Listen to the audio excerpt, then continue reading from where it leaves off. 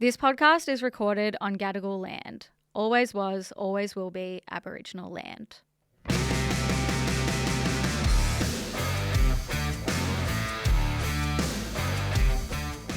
Hey chicks, I'm Sal. And I'm Al. And this is Two Broke Chicks, the show that shares life lessons and tips to help make you rich in life. And welcome back to another monthly favourites episode. April is done. Oh my God, a quarter of the way through the year. Wow. Or is it a third? Whatever. I can't do maths. I think April is the prettiest looking month.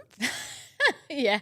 I'm definitely biased. But in terms of words, Oh yeah. yeah, like in terms of like the way April looks as a word, I think it's the prettiest month. I like September. September's good. I was also going to say November Yeah. is potentially up there. What do you think is the ugliest looking March?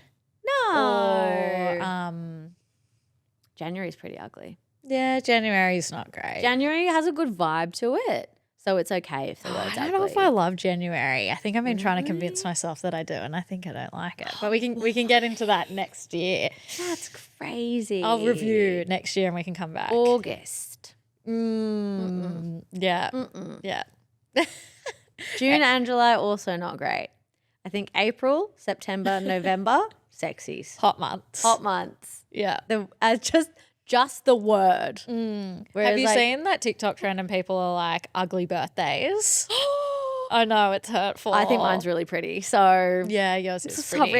sorry, but yeah. also biased. Yeah, totally. So you think you're really pretty. Yeah, well, speaking of, your birthday was this month. What a fabulous month. Poor chicks, they're probably so sick. They're like, we know. Come on. This was our Super Bowl, okay? It was Alex's 30th. Yeah. But as usual, we're going to get into our favourites from the month, our recs, the things we've loved and enjoyed and want to share with you chickies. So do you want to kick us off with your first one? I would love to. Oh. So my first favourite of the month is this brand that has been all over my feed, and it's called Pelly.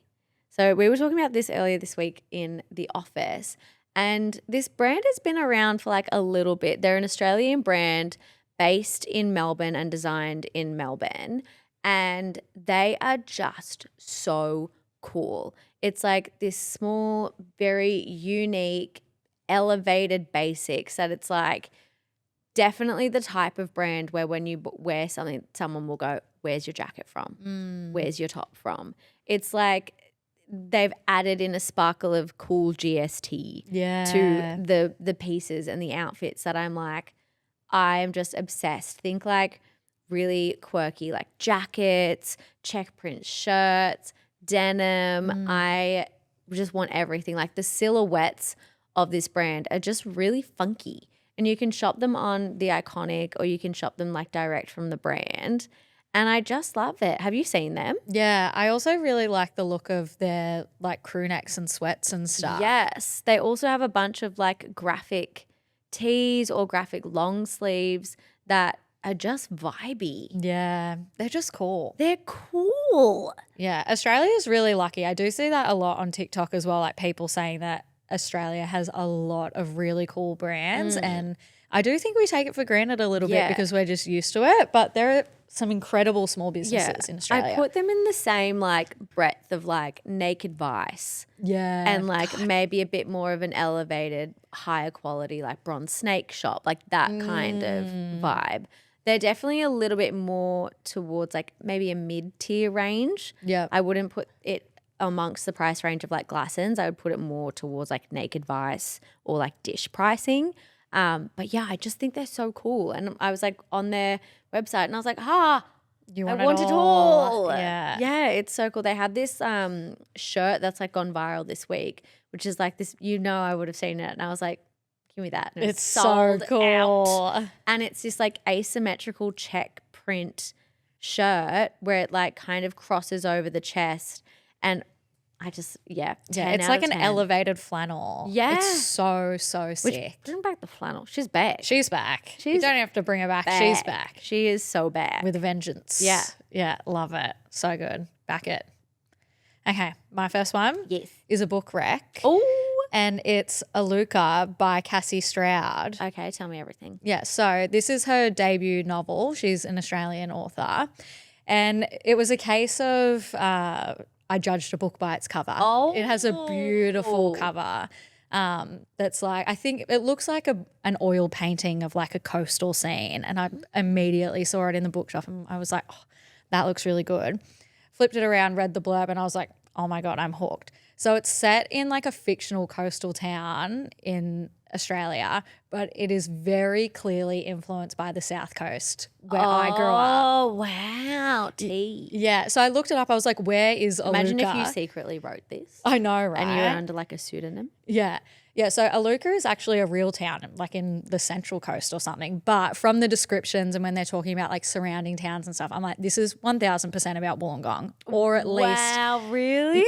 I am like 99% sure. Oh my God. Like the way she's describing things, and that was one of the reasons I love the book, is she used very vivid descriptions about the landscapes, because I think so much about the landscape and the weather and the ocean like really informs, you know, it reflects like the characters' moods and things that are happening in the story, which I always love in a book.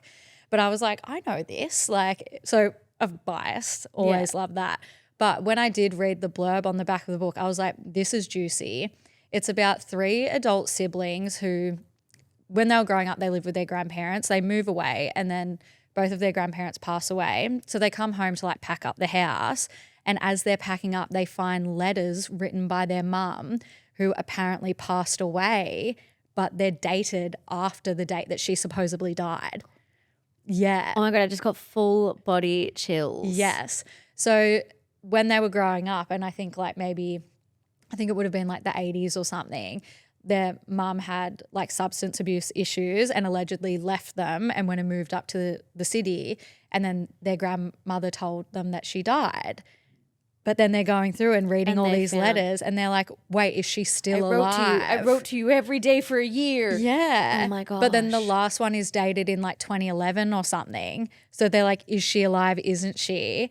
And so the book is written from multiple perspectives, including the children. Then it goes to the mum, like in the 70s, so when she was young. And then it goes to the grandmother at the end. It is so, so good. And I would say it's a slow build, as some of those books can be, especially when they're jumping between perspectives. But that like twist comes in very, very early. And it's also on the back of the book. So I'm not giving anything away. But Can you it's tell me what really, happens? really good. Okay, if you don't want to hear what happens, skip like the next 60 seconds. No, I'll tell you after. No, tell me now. No, because actually I want you to read it. It's really, really good, and it's sad, but it's also very, very moving. I was gripped. But it isn't like a thriller that it's not like super anxiety inducing or anything. And again, like I've been saying, I've been trying to get around some more Australian like authors and musicians and stuff this year. So I definitely recommend. Wow. Yeah. Was it funny reading a book based on like where you grew up? Yeah, I loved it. It was so good. And you're like, I know that chicken shop. Yeah, like, I worked there. Yeah. Yeah, and even because they lived in like this old fibro like beach shack, and even that I was just like, oh my God, just really, really took me back. I loved it. Oh my God, how fun. Yeah, really, really good. It's on Spotify as well, included in the premium, the audio cool. book. Love that feature. So yeah, if you're not a big reader, also give it a go there too. Yeah. Do you know there was a new study that just came out that it's not necessarily better to whether you read a book or listen to it? Oh, really? Yeah. So when because there's always been this thing online that, listening to an audiobook is like cheating, quote unquote. But there was a neuroscience study that showed that whether you listen to a book or whether you read a book, the way that it goes into your brain is through different pathways, but where it settles and finishes is actually in the same place. So it doesn't actually make a difference whether or not you read a book or listen to a book. I love that because there is a little bit of a stigma around listening to an audiobook versus reading, even a Kindle or like a digital copy versus a physical book. I feel like there is a stigma, and obviously reading a physical book is like, I'm better than everybody else. Kindle is just under that, and then audiobook is like, you may as well be watching TV, you lazy slob. But Seriously? It's not true. It's not true. Speaking of books, one of my favorites for the month is also one that I've read. Ooh. And I literally gobbled this up in 2 seconds. It's so delicious. It's called Starside by Alex Astor. It came out in March, and it's like a romantasy, enemies to lovers, and like I was biting through the book basically halfway through it. I was like, this is so good. It's set in like this obviously fantasy world that's split between like the gods and like a immortal world and then like the mortal world. And basically every so often, every couple of years, they get to go and they send 50 humans into the immortal world to go on like a quest, and they can steal, or they get given, if they finish, a cup of magic, a goblet of magic that they can bring back, and it basically can make them rich, or it can make them like it makes them, you know, be able to harvest their lands, and that they don't actually go through any of the turmoil that so many mortals do. Ooh. And anyway, she ends up having to make this like quest with like her mortal enemy, and they have sexy. to work together to get a thing, and it's sexy, and they hate each other. And there's one line where she literally goes, "I hate you," and they're like fighting, and he goes, "Well, hate me harder," and then they anyway. We're gonna have to wash this couch after this, but it's just so good. And then the other series that I read this month was Off Campus. Oh, yeah. So this series is getting adapted into a TV show on Prime, and I think this is going to be our new The Summer I Turned Pretty. Thank God. I'm not even kidding. It's basically like Heated Rivalry meets The Summer I Turned Pretty, and then maybe like a little bit of Bridgerton in there, because it's based on hockey. So that's where the Heated Rivalry comes in. And then we've got The Summer I Turned Pretty, where it's romance. Mm-hmm. It's romance where you're like, oh, I want it. It's do it now. And Yeah. they're like, don't want to, but they do, but they don't want to, but they do. Uh-huh. And then every book is where the Bridgerton comes in, is based on a different character. So there's like 4 hockey players, and every book is the different hockey players. Yeah, and the hockey players, the casting, they've done well. Thank you. Yeah, they've I done just well. want to say thank you, Yeah. because I want them to be unreasonably hot. I want to be watching a TV show going, how is that person even real? I don't want it to be realistic whatsoever. Yeah. I want hot people on my screen, and I want what's wrong with that? That's Let not a girl too much. live. Yeah, it's not too much. Let to a girl ask. live. I just want to watch hot people kiss. Yeah. Okay? I know there's other websites for that, but I don't like them. Okay? You got to log in for them now. Yeah, exactly. They're not even legal. Okay? You know what is legal? My Prime subscription and my sexy Yeah. hockey players. So true. But I read like 4 of these books in the span of a week. They were so easy to read. If you need like, I'd say sometimes I go into smooth brain reads. Like I go in smooth yeah. brain errors where I'm like, I can't go into a new world. I can't meet new people. I just need a book that I can smooth brain it and be like, well, this is so fun. Page Turner. Page Turner. I was Yeah. reading it on the plane, and I was going down to Melbourne, and it was a scene, and I swear I scarred the man next to me for life. You was probably like, learned a thing or two. You are welcome, sir. Also, don't look. Yeah. Also, I like put the brightness down. yeah. Need that for his own good and yours. Seriously. Okay. My next rec, or my next monthly favorite, is a beauty rec. Ooh. And it's the Hourglass Vanish Airbrush Concealer. Yes, you have been talking about this a lot. God, it's good. Yeah. It is $66 though. yeah, I know. But it already has almost 1,000 5-star reviews on Sephora. And like they only just dropped into Sephora, what was it, last month? Yeah, and it was also just on the sale. Exactly. Yeah. So now that Hourglass is stocked in Sephora, we can finally shop it on sale when they do their Beauty Pass sales, which is multiple times a year. And I just really like it because it is super pigmented, but it's very lightweight, which can be hard to get a balance of those 2 qualities in a concealer, which I definitely need. I have dark circles, but also I have fine lines. So I don't want anything that's too thick that will Heavy, settle yeah. in.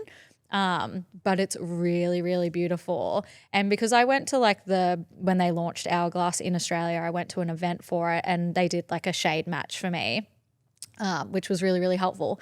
But they also showed me that when you pull the applicator out, it gives you the perfect amount on the applicator to do a little dot on the inside of your nose next to your eye, and then a little swipe underneath your eye, and that's all the concealer that you need. And then you blend it out that way using like the the little like blending brush as well. Because it's putting too much concealer on what makes your concealer look like shit. Yeah, it's what makes it really cakey. Whereas I'd been being like stripe. Yeah, be like, give it to me. Yeah, and he was like literally, and you don't have to be like pull it in and out. He's like literally just pull it out and then dab on the inside of your nose and then one swipe under your eye, and that's all you need. Anything else is too much. Wow.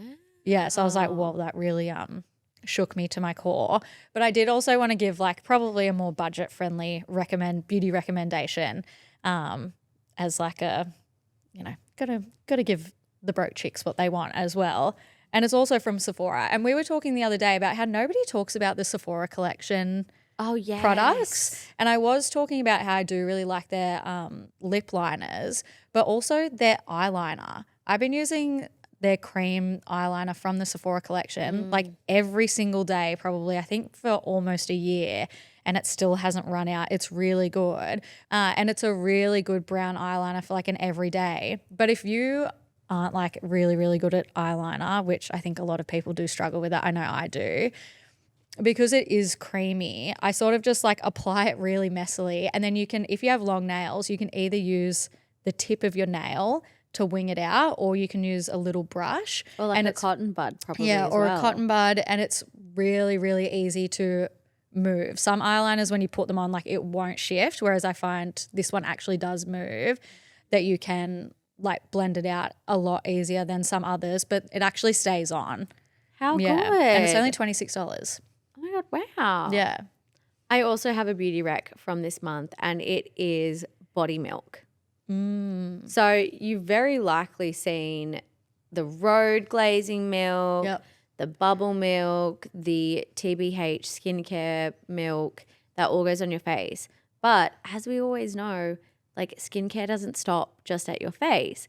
And as a dry skin girly, I've gotten so into like the body milks and like milky body washes. And if you have dry skin, especially going into winter, you need to start using milky body wash and milky like body toners, or even just milky body moisturizers, because they absorb into your skin so fast. They make your skin feel so soft. They smell amazing, and they're just 10 out of 10. I was like using a body wash that I just like picked up from the shops, and it was like scented and more of like that gel foamy type. Yeah. Instant breakout, like eczema everywhere, including my nipples. And it's actually hell in here. Yeah. It's hell in here. Yeah. It's hell. And now I'm using Vaseline for everything. If you listen to Tuesday's episode, that's another one you can use it for. Yeah, true. Yeah, another list. And anyways, there are so many now that are hitting the market. So Bangn Body, they've just released one, and it's like a toning body milk. It smells incredible, but it's unscented.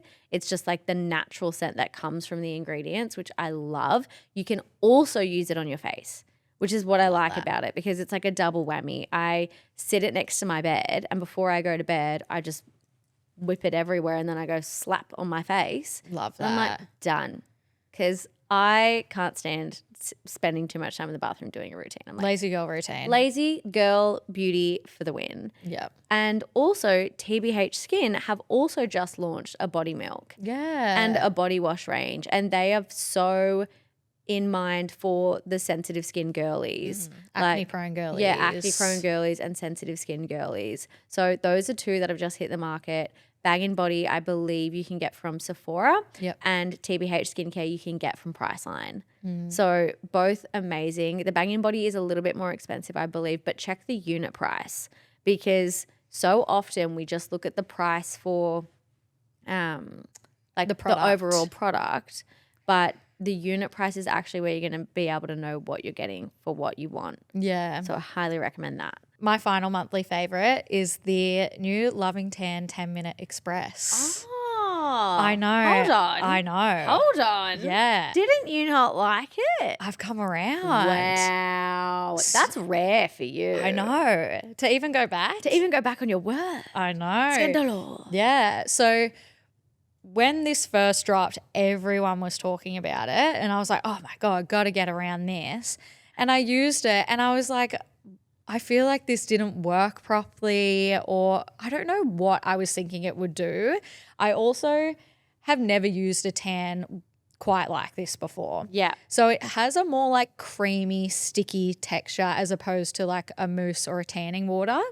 So when you apply it, you really have to like rub it in and work it in. Otherwise, it's going to be really, really patchy, which was the first mistake that I did. So I was like looking and I was like, there were like literally like white patches all over me. And I was like, what the fuck is going on? So my fault. And then the other thing is that I think I thought of it more as a like 10-minute express instant tan. So I'd used it on like an afternoon going out that night being like, oh, great. It's like a 10-minute tan that I can pop on and then tonight like I'll be bronzed and glowing. And it's like, no, that's not really how it works. It's a 10-minute tan that you wash off and then it develops after like 6 to 8 hours and continues developing the following 24 hours. Yep. Whereas I was like, Where's my tan? Yeah, where's my tan? Like Yeah. I was thinking of it as an instant tan. It is not that. I feel like this product is perfect for when you're doing that mind map of your tan routine and you're like, okay, so I've got something on Thursday, but then I also am going out on Sunday afternoon for a birthday. And then I've got this, when do I tan? Yes. So I wouldn't necessarily use this product in my weekly tan routine because it is $55 and it's like a pretty small tube. And I do think that you do have to use like quite a bit of it to cover your whole body and because you do really have to work it in. This product is more so for those times when you're like, I don't have time to do a full 6-hour sit in tan, or I don't have time to, or I don't want to sleep in my tan. Yeah, I was and you going to say, can't if you're do dirty grub like me, you just sleep in it. Yeah. Yeah, and you don't want to like sleep in it, or Maybe you put your nice fresh sheets on and you're like, I don't want to sleep in my tan. I don't want to exactly. my sheets. Yeah. Or like I literally did it last night because I was like, my hands are stark. My hands and my neck was stark white, but the rest of my body was okay. And I was like, I need something to kind of like piece it together, but I cannot be fucked doing a full tan tonight. That's what this product is for. Oh. It's for those nights when you can't be fucked doing a tan. And I was like, okay, I eat my words. And I actually do like it. So I love go. that. I feel like you never walk back on not liking a product as much. Yeah. Like if you don't like something, like, nah. Yeah, but I'm happy to concede that I was using I it love wrong. that you tried again. Yeah, because I was like, I'm seeing people saying that they like it. I feel like that's such a good life lesson though, because so often we try a product and we go, nah, doesn't work for me, didn't like it. Maybe you just weren't using it right. Yeah. That's been me. And also like sometimes these things, they're not instant results as well. Like even when we try new skincare products, like for most products, it takes up to 12 weeks to know whether or not it's working. Yeah. But we go out and buy like 17 products and then we're like, why aren't I beautiful? why don't I have Legolas skin? Yeah. Where'd you go? I thought you said Legolas skin. I was like, yeah, he has great skin. You're so right. The immortal elven archer from Lord of the Rings. Let's bring that back. Smash. New trending aesthetic, Legolas skin. Love it. Yeah, totally. Okay, my final favorite is actually a podcast rec. I know. The call is coming from inside the house. Hit me. You know, I It's love called After Dark Myths, Misdeeds, and the Paranormal. a pod. No, it's so good. So I have like I wanted to listen to something that wasn't as long as a book because I was like, I'm already reading something and I don't want to, I'm not in the mood to chop and change between books at the moment because I was so engrossed in Starside. And then I was like, I don't really want to listen to like a girly pop podcast because I was like, I just wasn't in the mood for that either. And I was like, I want something that like is a fun and it's like a story, but it's not, it's just one episode that's a story and I can just chop and change into whatever topic I want. Yeah. Basically, this podcast is all about like myths and mythology. And so like think like mermaids, the history of mermaids or like the history of witches and like the Salem witch trials or like Jack the Ripper, like all of those, I swear, topics that girls are like, yes. Yeah. Like we fucking love it. Tell me about this 1800s serial killer. I'm like, I want to know more about that. Yeah. Anyway, so I listened to this episode and it was all about mermaids. And it was so fun because not only was I just like listening to a topic that I find so interesting, but I'm learning.